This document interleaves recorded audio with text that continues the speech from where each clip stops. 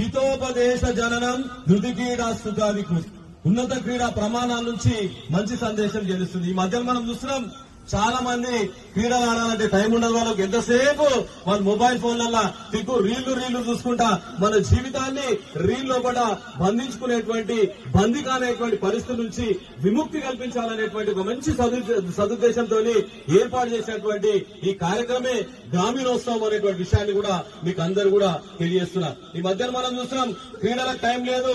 చాలా మంది తల్లిదండ్రులకు కూడా ఒక ఆలోచన ఏమొస్తుందంటే పిల్లలకు మార్కులు అనేటువంటి దాని మీద వెంబడి పడుతుంది తప్ప మార్కులు కాదు. మనకు కావాల్సింది మన జీవితంలో మార్పులు రావాలి.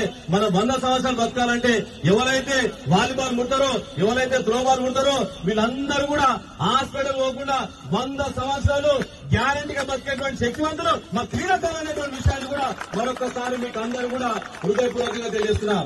అటువంటి చైతన్యం, అటువంటి ధైర్యం, దృఢమైన శరీరం ఉంటేనే దృఢమైన మనసు ఉంటుంది అనేటువంటి దానికి నిర్వచనమే.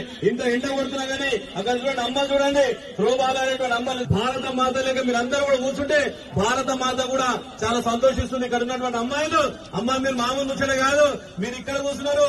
రేపు మీ మెడలో కూడా బంగారు పథకం, ఒలింపిక్స్ లో కూడా బంగారు పథకం సాధించేటువంటి అమ్మాయిలు కూడా ఇక్కడ ఉన్నటువంటి మా యంగ్స్టర్స్ అందరూ కూడా మీరు కూడా రాబోయే రోజుల్లో భారతదేశాన్ని ఒలింపిక్స్ లో కూడా మంచి ఉన్నత స్థాయికి తీసుకొచ్చేటువంటి చైతన్యం ఉన్నటువంటి క్రీడాకారులు. నా మాట వింటున్న ప్రతి ఒక్కరు కూడా నేను పేరు పేరున ధన్యవాదాలు తెలియజేస్తున్నాను.